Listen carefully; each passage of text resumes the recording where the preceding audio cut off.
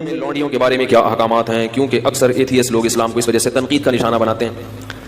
اسلام میں لونڈی کا تصور یہ ہے کہ پہلے زمانے میں جب جنگ ہوتی تھی تو جب دشمن کے مرد قتل ہو جاتے تھے تو اسلام نے عورت کو قتل کرنے سے منع کیا۔ جو عورتیں گرفتار ہو کے آئی ہیں، اب آپ کے پاس یا تو ایک آپشن ہے کہ ان سب کو کیا کر دیں، قتل کر دیں، یا ایک آپشن آپ کے پاس یہ ہے کہ ان کی شادیاں کرا کے باعزت طور پر ان کو کیا بنا دیں، مسلمانوں کی بولو بھائی بیویاں بنا دیں، یا ایک آپشن یہ کہ ان سب کو کیا کر دیں، ایسے ہی چھوڑ دیں، جاؤ بھائی آزاد ہو تم۔ نہیں آ رہی بات میرا خیال ہے۔ اگر ان کو قتل کریں تو یہ عورت پر کیا ہے، زیادتی ہے، ظلم ہے۔ اسلام نے جنگ میں عورت کو قتل کرنے سے منع کیا۔ اگر ان کو بیویاں بنائیں تو یہ فطری طور پر کوئی بھی اس کو کے لیے تیار بولو بھائی نہیں ہوگا۔ کیوں نہیں ہوگا؟ دشمن کی شکست خوردہ عورت کو کبھی بھی کوئی شخص بیوی بنانے کے لیے، بیوی پیرالل ہوتی ہے، آپ کے ہم پلہ ہوتی ہے۔ اسلام کوئی ایسا حکم نہیں دیتا جو نیچر کے خلاف ہو۔ آپ نے دشمن کو سے لڑائی کی، وہ آپ کے خون کے پیاسے تھے، ان کی عورتیں بھی مرد بھی، عورتیں بھی تو ان کے ساتھ لڑتی ہیں نا، یا اپنے شوہروں کو، اپنے جو مردوں کو اپریشیٹ کر رہی تھی۔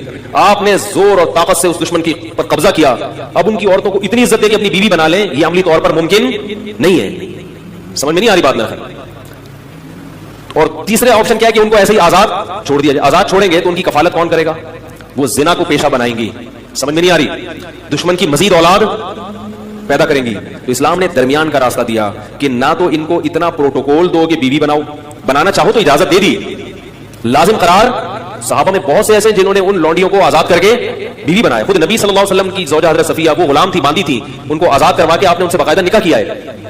نہیں آ رہی بات میں؟ اجازت دے دی کہ بیوی بھی بنا سکتے ہو، لیکن واجب قرار نہیں دیا، کیونکہ مینٹلی اس کے لیے کوئی بھی فاتح قوم تیار نہیں ہوتی۔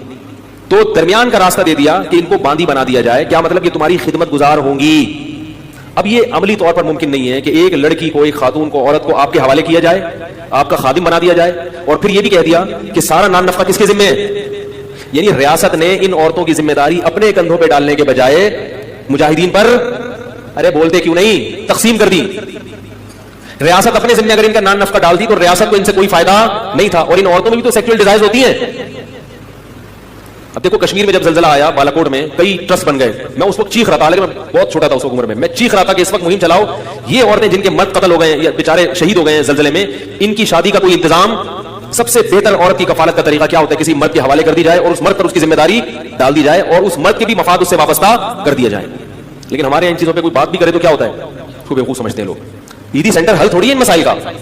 تو اسلام نے یہ نہیں کہا کہ ریاست ان کی ذمہ داری اٹھائے گی، اسلام نے کیا کیا، وہ مجاہدین پر اس کو تقسیم کر دیا اور باندھی بنا دیا کہ تم اس کے مالک ہو، سمجھ رہے ہیں؟ اور اس مالک ہونے کا تم کیا فائدہ اٹھاؤ گے کہ یہ تمہاری خدمت کرے گی، اور یہ کیا فائدہ اٹھائے گی کہ اس کی ساری زندگی ذمہ داری بولو بھائی نان نفقہ کس کے کندھوں پر ہے؟ تمہارے کندھوں پر۔ تو اس سے بہتر صورت ممکن، سوٹیبل کوئی صورت ہو ہی نہیں سکتی تھی۔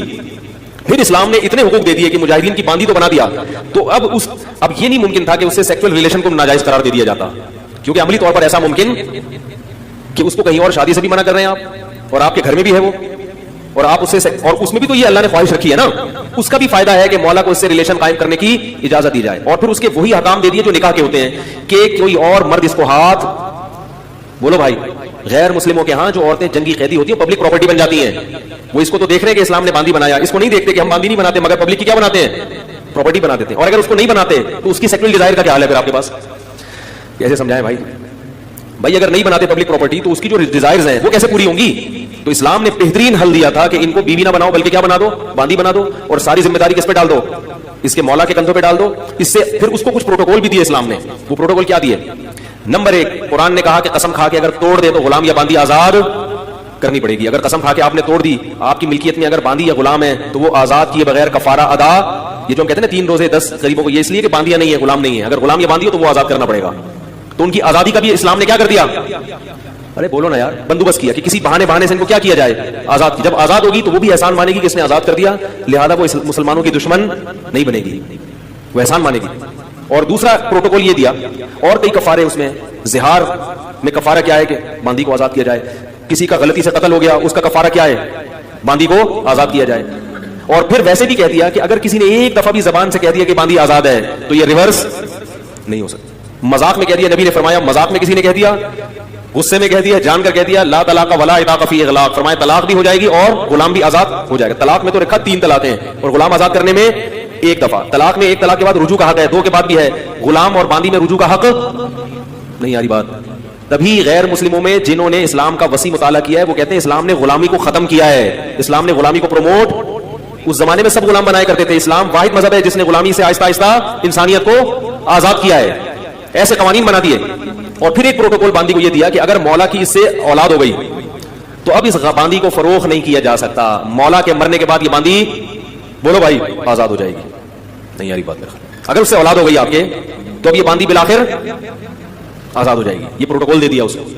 اور ایک عقد مکاتبت کی ترغیب دے دی قرآن نے کہ غلام یا باندی سے یہ عقد کیا جائے گا کہ اگر تم نے اتنے پیسے کما کے مجھے دے دیے تو تم کیا ہو, آزاد ہو. اور پھر حکم دیا مسلمانوں کو کہ جو غلام اپنے مولا کے ساتھ یہ ایگریمنٹ کر لے اس کے ساتھ کیا کرو, تعاون کرو.